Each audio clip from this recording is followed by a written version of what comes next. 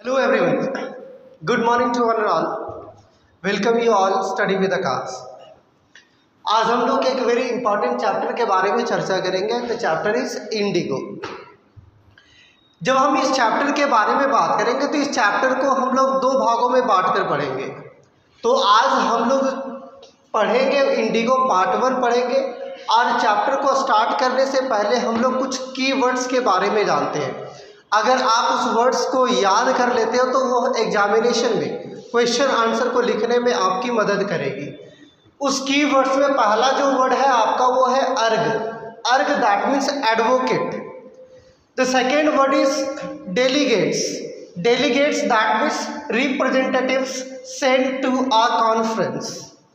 Third word is peasant. Peasant that means farmer. And the fourth word is sharecroppers. Sharecroppers that means farmer. Next word is tenacity. That means firmness. And the next word is root. Look at body. बहुत सारे लोग इसे an root, on root पढ़ेंगे, but the actual pronunciation of the word is root. That means on the way. Next word is fear-stricken. That means frightened. And the next word is concrete, that means solid. And the last word is spontaneous, that means come naturally. अब हम लोग आते हैं इस chapter का नाम Indigo कहाँ से आया. राइट. तो Indigo written by Louis Fischer. तो इन्होंने एक बुक लिखा है and the name of the book is the life of Mahatma Gandhi.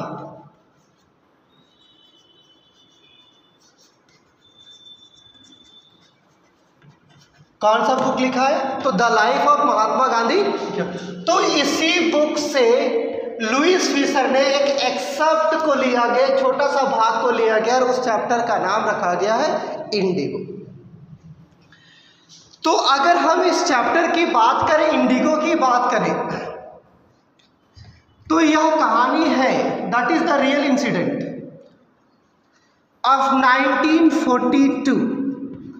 1942 में लुइस फीसर महात्मा गांधी से मिलते हैं और महात्मा गांधी लुइस फीसर को बताते हैं कि कैसे मेरे मन में ख्याल आया 1917 में कि मुझे ब्रिटिशर्स को भारत से बाहर भगाना है. जब महात्मा गांधी से लुइस फीसर सेवाग्राम में मिलते हैं. कहाँ सेवाग्राम कहाँ पड़ता है? तो महाराष्ट्र में पड़ता है. कब? 1942 में. And now the story starts. और अब आपका स्टोरी स्टार्ट्स होती है. तो होता क्या है ना कि जब लुइस फीसर महात्मा गांधी से मिलते हैं, लुइस फीसर कौन है? तो राइटर ऑफ इंडिगो. तो महात्मा गांधी और along with 2300 people of Indian national Congress Lucknow में दिसंबर 1916 में एक नेशनल कॉन्फ्रेंस और एक मीटिंग में भाग लिए हुए होते हैं. तभी उस मीटिंग में एक चंपारण के रहने वाला एक पुअर पीजेंट, एक गरीब फार्मर, पीजेंट का मतलब फार्मर, वो वहाँ पर पहुँचते हैं और वहाँ पर पहुँचने के बाद वह अप्रोच करते हैं. तो वहाँ किसी ने कहता है शेयर क्रॉपर्स राजकुमार शुक्ला को, जब वह अपना प्रॉब्लम्स को शेयर करते हैं कि मैं चंपारण जिला से रहने वाला हूँ और यहाँ पर लैंडलॉर्ड सिस्टम जो है वह बहुत ही गंदा है. वहाँ के जो ब्रिटिशर्स हैं वह हम लोगों के ऊपर कई अत्याचार करते हैं. तो इसलिए हम इस चीज़ को लेकर के कंप्लेन करने के लिए यहाँ पे आए हैं. तो किसी ने उसे कहता है कि आप इस चीज़ को, समस्या का समाधान तभी मिल सकता है जब आप महात्मा गांधी से मिलेंगे. तो ही अप्रोचेस महात्मा गांधी. वह महात्मा गांधी के पास पहुंचता और कहता है कि मैं राजकुमार शुक्ला हूँ जो चंपारण जिला से बिलोंग करता हूँ. तब तक महात्मा गांधी को चंपारण के बारे में पता नहीं होता. तो महात्मा गांधी रिप्लाई करते हैं कि he has no more and more time, means he has busy schedule, कि मेरे पास टाइम नहीं है, मेरे को बहुत सारे काम है, तो मैं अभी वहाँ जा नहीं सकता हूँ। मेरा नेक्स्ट मीटिंग कानपुर, एक वर्ड है कानपुर जिसका अभी नाम है कानपुर, इस कानपुर का पुराना नाम है कानपुर, तो वहाँ पे उसका मीटिंग फिक्स होता है। पर राजकुमार शुक्ला जो होता है उसका इंटेंशन जो होता है वो बहुत ही स्ट्रांग होता है, वो डिटरमिन होता है कि चाहे कुछ भी हो जाए मुझे महात्मा गांधी को अपने साथ लेकर के जाना है।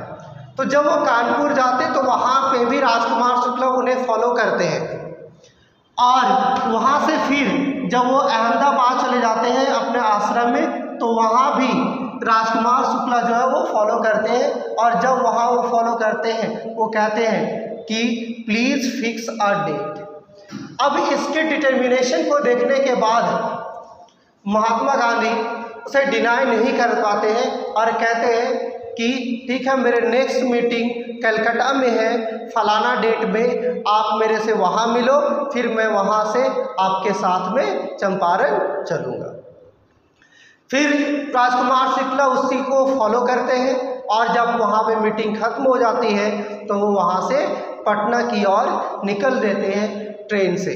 और जब वो पटना पहुँचते हैं तो राजकुमार शुक्ला महात्मा गांधी को लेकर के वह राजेंद्र प्रसाद के घर जाते हैं, जो कि एक एडवोकेट होते हैं और बाद में इंडियन नेशनल कांग्रेस के राष्ट्रीय अध्यक्ष भी वो बने हुए होते हैं और बन जाते हैं।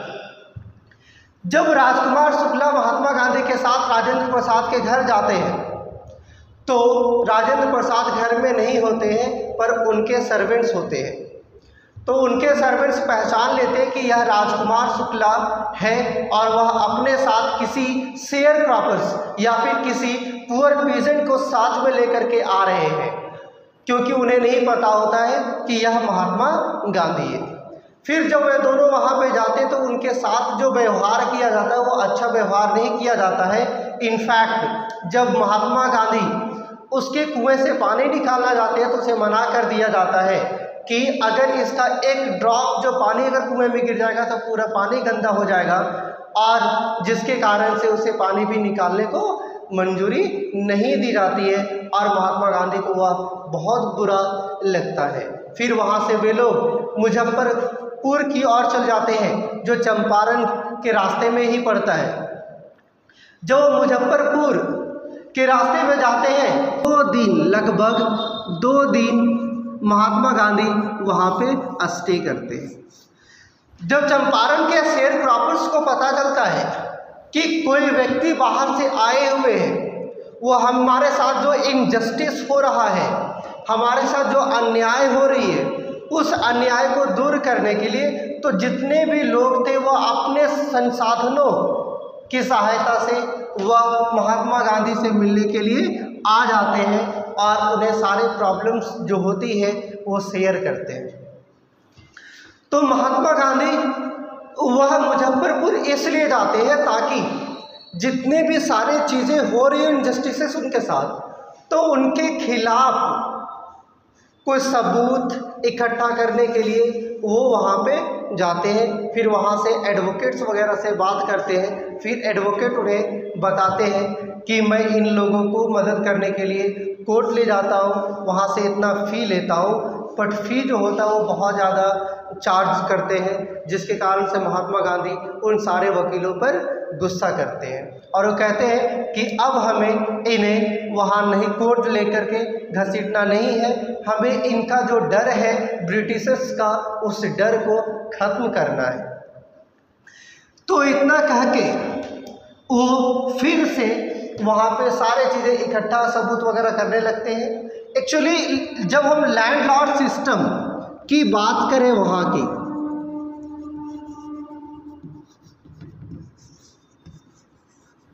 तो वहाँ पे लैंडलॉर्ड सिस्टम क्या था, सबसे पहले हम लोग इस चीज़ को समझते हैं कि एक्चुअली जब हम उस समय की 1916-17 की बात करें तो ब्रिटिशर्स भारत के ऊपर राज कर रहे थे, भारत ब्रिटिशर्स का गुलाम था। तो जो जमीन थे वो भारत का ही था, पर कब्जा जो था वो ब्रिटिशर्स का था। तो ब्रिटिशर्स ने एक एंशिएंट अग्रीमेंट, जो लॉन्ग टर्म अग्रीमेंट किया था, उसमें यह किए थे कि मान लो एक खेत है, उस खेत में 15% की जो खेती करेंगे आप, वह इंडिगो की खेती करेंगे। इंडिगो का मतलब नील की खेती करेंगे। और 85% आप किसी भी चीज़ की खेती करो, उससे उनको कोई मतलब नहीं है।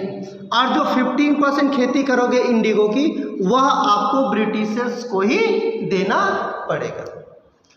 पर लेटर ऑन, बहुत कुछ वर्षों के बाद, जर्मनी ने आर्टिफिशियल इंडिगो को डेवलप किया, जो बहुत ही सस्ता था,